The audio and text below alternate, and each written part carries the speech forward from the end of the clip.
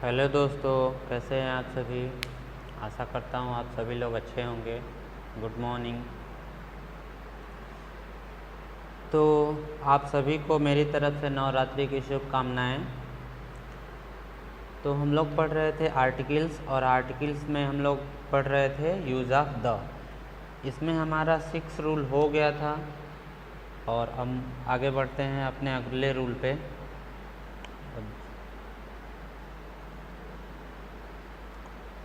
Number आप लोग देते रहिएगा। आगे कौन सा रूल है, शायद मेरे हिसाब से 7वां रूल है। चलिए, तो अब इसके बारे में हम लोग बात कर लेते हैं कि द का यूज नेक्स्ट कहाँ पे होगा। तो अब ये पार्ट ऑफ स्पीच में हमारा एक पार्ट ऑफ स्पीच होता है एडजेक्टिव। एडजेक्टिव को हम लोग हिंदी में बोलते हैं विशेषण। तो ऐसे शब्द जो किसी नाउन के पहले आते हैं और नाउन के अर्थ में कुछ ना कुछ ऐड करते रहते हैं या उस नाउन को क्वालिफाई करते हैं, उनकी विशेषता बताते हैं, उनकी क्वालिटी के बारे में कुछ कहते हैं, तो उसको हम लोग एडजेक्टिव कहते हैं। और आप लोगों को पहले भी पता है कि आर्टिकल या फिर ए, एन और द का यूज किया जाता है नाउन के पहले, और नाउन के पहले एडजेक्टिव आता है तो एडजेक्टिव के पहले। ये रूल पहले हो चुका है, तो फिर ये इसको बताने की क्या ज़रूरत है। तो इसमें एक स्पेशल रूल है, इसलिए यहाँ पे मुझे बताने की ज़रूरत पड़ रही है। तो देखिए, जैसे रूल ये है कि अगर कोई एडजेक्टिव हो और इस एडजेक्टिव से किसी होल क्लास को दिखाना हो, मतलब उस एडजेक्टिव से उसकी पूरी क्लास, उस पूरे वर्ग को दिखाना होता है, तो हम उसके पहले भी द का यूज़ करते हैं। जैसे अगर हमारा द आता है, उसके बाद कोई एडजेक्टिव आता है, तो उससे एक पूरी की पूरी क्लास का हम लोग बोध करते हैं, या उससे पूरी क्लास का बोध होता है।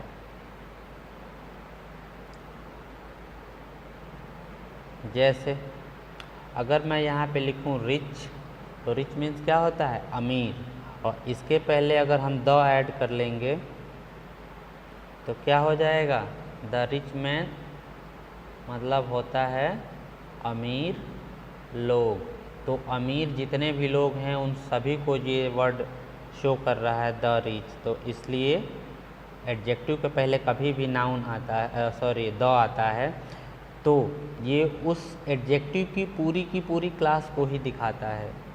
चलिए, अब हम लोग एक एग्जांपल देख लेते हैं। जैसे अगर और यहाँ पे अगर हम पुअर लगा दें, तो पुअर मतलब तो होता है हमारा गरीब, और इसके पहले अगर हम द यूज़ करेंगे तो इसका मतलब होता है गरीब लोग, यानी गरीब लोगों की पूरी कम्युनिटी, जितने भी लोग गरीब हों, और चाहे वो इंडिया में हों और चाहे इंडिया से बाहर हो, कहीं भी हो, द पुअर का मतलब होता है गरीब लोग। तो गरीब लोगों में गरीब लोगों की जितनी भी कम्युनिटी है सभी लोग आ जाएंगे। अब चलिए, अब इस पे हम लोग को एक एग्जांपल देख लेते हैं। जैसे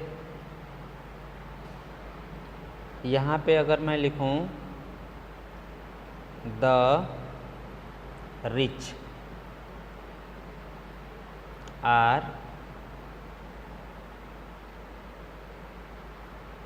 वेरी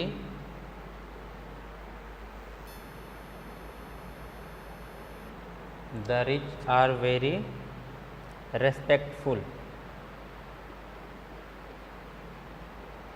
मतलब ये कि जो अमीर लोग होते हैं उनका बड़ा आदर किया जाता है, वो कहीं पे भी जाएं उनका लोग बड़ा सम्मान करते हैं, इज्जत की नज़र से देखते हैं। दूसरा, अगर हम एक और एग्जांपल ले लें, the poor are always happy, गरीब लोग हमेशा खुश होते हैं। तो यहाँ से पुअर का मतलब उस पूरी की पूरी कम्युनिटी का ही बोध होता है। चलिए, फिर इसी में का हम कुछ और देख लेते हैं आगे, नेक्स्ट रूल। जैसे अगर यहाँ पे लिख दिया जाए कि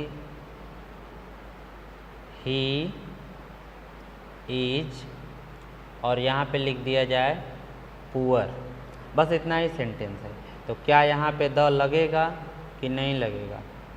तो यहाँ पे हमारा द नहीं लगेगा। ही इज़ पुअर, द हमारा हमेशा नाउन के लिए आता है, तो यहाँ पे कोई नाउन नहीं है, इसलिए यहाँ पे हमारा कोई द या फिर कोई आर्टिकल नहीं लगेगा। ही इज़ ओनली पुअर लिखेंगे, ही इज़ पुअर, वह गरीब है। इसी तरह से सीता इज़ रिच, सीता अमीर है। तो अगर आपको इस बात को ध्यान रखने की ज़रूरत है कि अगर केवल सेंटेंस में बस एडजेक्टिव आता है तो हम उसके पहले कोई आर्टिकल का यूज़ नहीं करेंगे, लेकिन एडजेक्टिव के बाद अगर हमारा कोई नाउन आता है तो हम उसके पहले आर्टिकल का यूज़ करते हैं। तो आर्टिकल में हम ए, एन और द का यूज़ कर सकते हैं, लेकिन अगर हम इसी एडजेक्टिव के पहले अगर द का यूज़ करते हैं तो उससे उस एडजेक्टिव के पूरे क्लास का बोध होता है। फ़र्क सिर्फ इतना है। मतलब यहाँ पे अगर मैं ये लिखूँ दूसरा sentence, he is poor man, ठीक है, तो पुअर और मैन आ गया हमारा नाउन, पुअर हो गया हमारा एडजेक्टिव। तो यहाँ पे आर्टिकल का यूज हो सकता है। ध्यान दीजिए, मैं आर्टिकल बोल रहा हूँ और आर्टिकल में हमारा क्या होता है, हमारा ए होता है, हमारा एन होता है और हमारा द भी होता है। तो यहाँ पे हम ए का यूज़ कर सकते हैं। He is a poor man, वह एक गरीब आदमी है, तो यहाँ पे ए का यूज हम कर सकते हैं। फिर एन यूज़ नहीं कर सकते, ये मैंने आपको बताया हुआ है कि एन का यूज हम किसी वर्ड के फर्स्ट लेटर का जो प्रोनाउंसिएशन का साउंड होता है उसके अनुसार करते हैं। तो अगर हमारा प्रोनाउंसिएशन का फर्स्ट लेटर का साउंड अगर कॉन्सोनेंट से है तो ए यूज़ करते हैं, और अगर वॉवेल से है तो हम एन यूज़ करते हैं। और आपको तो पता ही है कि कॉन्सोनेंट और वॉवेल क्या क्या होता है। तो ए, फिर ई, आई, ओ, यू, ये हमारे वॉवेल होते हैं, और बाकी सब क्या होते हैं, बाकी जितने भी बच जाते हैं वो हमारे कॉन्सोनेंट होते हैं। तो जितने भी वर्ड हैं अगर उनका फर्स्ट लेटर का साउंड जैसे पुअर है, तो अगर इसको हम हिंदी में लिखें तो क्या लिखेंगे, पुअर। तो प हमारा क्या होता है, कॉन्सोनेंट, और वैसे भी पी हमारा क्या है, कॉन्सोनेंट ही तो है, क्योंकि ये इसमें से कोई नहीं भी नहीं, ए, ई, आई, ओ, यू में से कोई भी नहीं है। तो पुअर हमारा क्या हो जाता है, कॉन्सोनेंट। इसका पहला साउंड प कॉन्सोनेंट है, इसलिए हम यहाँ पे यूज़ कर लेते हैं एक। तो हम यहाँ पे देखिए आर्टिकल का यूज़ कर सकते हैं, लेकिन इसी एडजेक्टिव के पहले अगर हम द का यूज़ करेंगे तो हम यहाँ पे ये हटाना पड़ेगा। जैसे अगला सेंटेंस हम लोग देखते हैं, शीला नहीं लिख सकते हैं क्योंकि उससे पूरी कम्युनिटी का बोध होता है। तो अब यहाँ पे किसी एडजेक्टिव के पहले द लगा देंगे तो उससे पूरी उसकी कम्युनिटी का बोध होता है। तो हम यहाँ पे एक सिंगुलर नाउन नहीं लगा सकते हैं। जैसे the poor are very helpful, जो गरीब लोग होते हैं हमेशा एक दूसरे की सहायता करते रहते हैं। तो the poor are very helpful. तो एक बात और ध्यान दीजिएगा कि पुअर हमारा इसके पहले द आता है तो ये हो जाता है प्लूरल, और अगर ये प्लूरल हो जाता है तो इसके साथ वर्ब भी कैसी आती है, प्लूरल ही आती है। चलिए ठीक है, फिर हम बढ़ते हैं अगले रूल की तरफ। फिर हमारा नेक्स्ट रूल है इसी पे,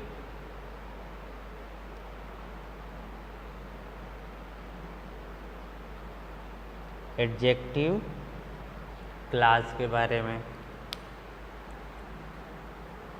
अब बात कर लेते हैं कि एडजेक्टिव क्लास क्या होता है। तो इसमें देखिए पहचानने का सिंपल सा तरीका ये है कि इसमें एक नाउन दिया रहता है और उस नाउन के पहले द लिखा रहता है और उस नाउन के बारे में कुछ बात कही गई होती है। सिंपल सा मेथड यही है। जैसे इस तरह से तो देखते ही आप लोग पहचान लेंगे। जैसे this is the boy this is the boy. यहाँ पे देखिए ये बॉय हमारा नाउन है और उसके पहले लग गया है द, तो this is the boy who has stolen my pen. यही वो लड़का है। देखिए इस लड़के के बारे में बात की जा रही है और इसके पहले द, तो ये लड़का हो गया पार्टिकुलर। और पार्टिकुलर नाउन के पहले हमको, आपको तो पता ही है कि द यूज़ करते हैं, तो दिस इज द बॉय, यही वो लड़का है who has stolen my pen, जिसने मेरी पेन चुराई है। ठीक है, तो इसमें ये होता है कि एक नाउन दे दिया जाता है और उस नाउन के पहले द लगा होता है और उस नाउन के बारे में कोई बात कही गई होती है, कोई विशेष बात कही गई होती है। इसे पहचानना आसान होता है, तो इसी को हम लोग बोलते हैं एडजेक्टिव क्लास। और ध्यान दीजिए इसमें क्लास क्यों, क्योंकि इसके पहले मैं क्लास समझा चुका हूँ कि क्लास में हमारा क्या होता है, दो दो सेंटेंस होते हैं क्लास, या फिर एक सिंगल सेंटेंस भी होता है, तो सिंगल सेंटेंस वाले को हम लोग बोलते हैं प्रिंसिपल क्लास। इसमें देखिए दो दो सेंटेंस है, दिस इज द बॉय एक सेंटेंस है, who has stolen my pen एक दूसरा सेंटेंस है। चलिए, तो क्लास क्या होता है, क्लास मैंने ये भी बताया है कि एक अपना कंप्लीट मीनिंग देता है और दूसरा क्लास क्या होता है, अपनी मीनिंग के लिए किसी दूसरे क्लास जैसे कि प्रिंसिपल क्लास पे डिपेंडेंट होता है। तो यहाँ पे दिस इज द बॉय, यही वो लड़का है, हमारा प्रिंसिपल क्लास है, और आगे यही वो लड़का है क्या, who has stolen my pen, जिसने मेरी पेन चुराई हुई है, ये हमारा क्या हो गया है, जिसने मेरी पेन चुराई हुई है। ठीक है, चलिए फिर आगे बढ़ते हैं हम लोग। तो एडजेक्टिव क्लास पहचानना आसान है, कोई भी एक नाउन दे देता है और उस नाउन के पहले द लगा दिया जाता है और उसी के बारे में कोई स्पेशल बात कही जाती है। ठीक है, जैसे दूसरा ये देख लेते हैं, हमेशा एक नाउन के पहले इसमें द लगता है, जैसे the man standing there is my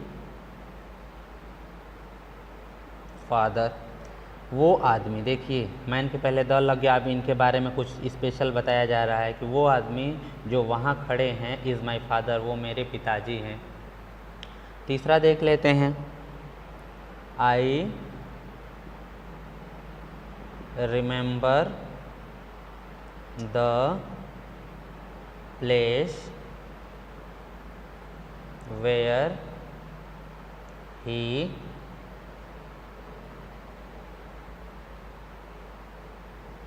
have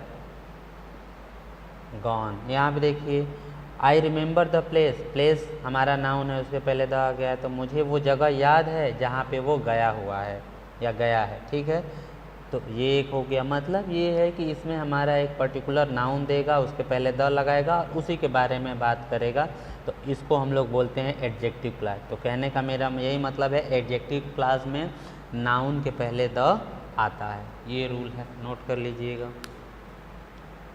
आप लोग पेन और पेपर के साथ जो है बैठिएगा और नोट करते भी चलिएगा। चलिए बढ़ते हैं हम लोग अपने अगले रूल की तरफ। अगला रूल है हमारा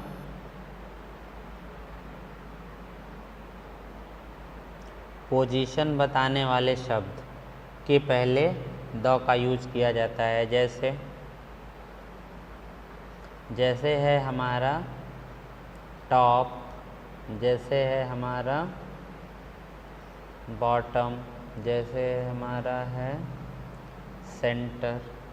ठीक है, जैसे हमारा हो जाएगा यहाँ पे मिडिल, तो इसके पहले भी हम लोग द का यूज़ करते हैं, जैसे एट द टॉप, एट यहाँ पे फिर से हो जाएगा हमारा द बॉटम।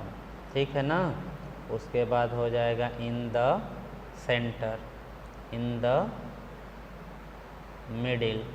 तो इस तरह से पोजीशन बताने वाले शब्द, जैसे कि टॉप, टॉप में मतलब सबसे ऊपर, बॉटम में मतलब सबसे नीचे, सेंटर में मतलब बीच में, मिडिल में मतलब बीच में, तो इनके पहले भी हम लोग द का यूज़ करते हैं, एट द टॉप या फिर एट द बॉटम या फिर in the centre, in the middle.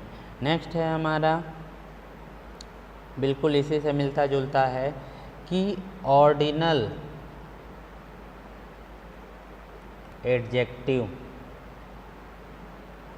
के पहले भी हम लोग द का यूज करते हैं। अब ऑर्डिनल एडजेक्टिव क्या है? देखिए, नंबर जो होते हैं वो दो तरह से होते हैं। एक काउंटिंग नंबर जिसको हम 1 2 3 बोलते हैं, उसको हम लोग बोलते हैं ऑर्डिनल नंबर, एडजेक्टिव होते हैं वो।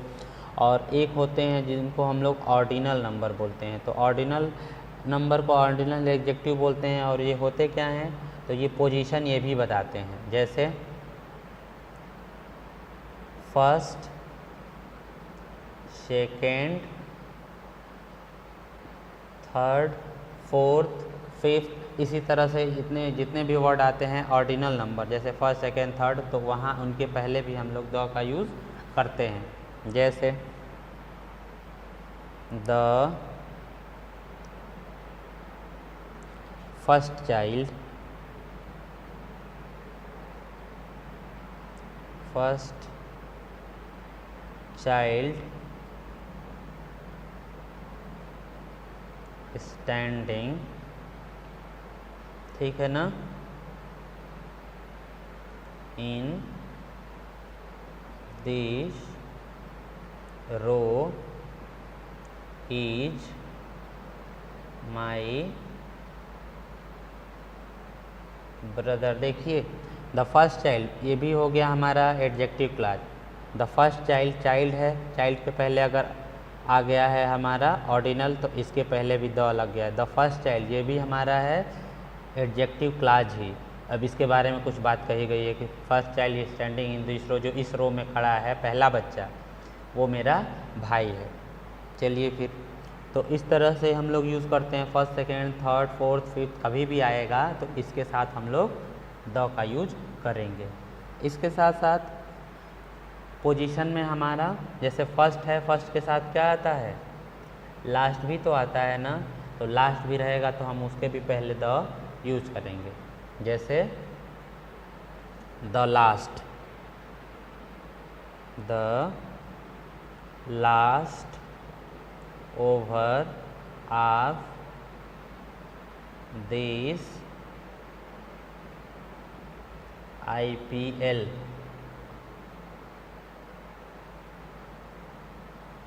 was very क्रूशियल, यानी इस IPL मैच का लास्ट ओवर बड़ा क्रूशियल था, बहुत महत्वपूर्ण था, बहुत निर्णायक था। मतलब वो मैच का रुख बदल सकता था, यानी उस ओवर से ही जीतने वाली पारी और हारने वाली पारी के बीच में डिसीजन हो सकता था। यानी जो जीतने वाली टीम थी वो हार भी सकती थी और जो हारने वाली टीम है वो जीत भी सकती थी। यानी ये जो लास्ट ओवर था वो बड़ा ही क्रूशियल था, कुछ भी हो सकता था।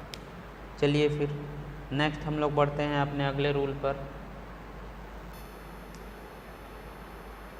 देखिए, अगला रूल हमारा वही है एडजेक्टिव क्लास। एडजेक्टिव क्लास में अगर हमारा नाउन आ जाता है, ध्यान दीजिए, एडजेक्टिव क्लास में नाउन आपका आता है। नाउन के पहले आपको पहले ही बताया था कि द आता है। अब इसके बारे में कुछ ना कुछ बात कही जाती है। तो अगर इसके पहले ये आता है, ये चाहे वो बीच में हो चाहे ये पहले आ जाए, और इसके पहले जब भी ये आता है तो इसके बारे में कुछ ना कुछ तो कहा जाएगा।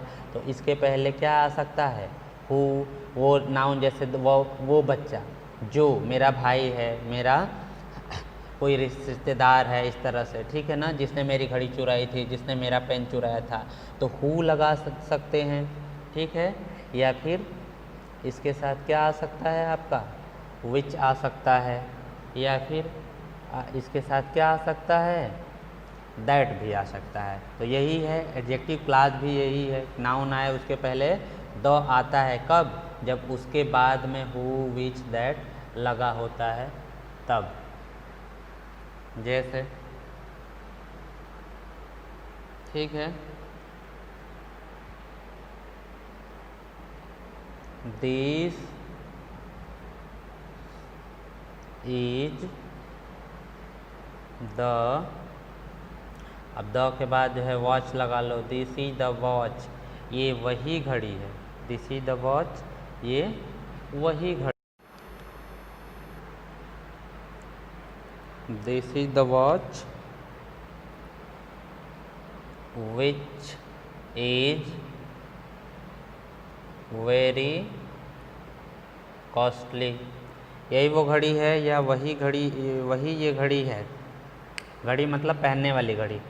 घड़ी मतलब हमारा एक समय भी होता है कि ये इस घड़ी में इस समय में, वो समय नहीं, ये घड़ी रिस्ट वॉच। तो यही वो घड़ी है विच इज़ वेरी कॉस्टली, जो बहुत महंगी है। चलिए फिर आज के लिए हम लोग इतना ही रखते हैं। आशा करता हूँ कि आपको ये वीडियो पसंद आया होगा। अगर आपको ये वीडियो पसंद आया होगा तो ज़रूर इसे लाइक करिए, शेयर करिए और सब्सक्राइब करिए। Thank you.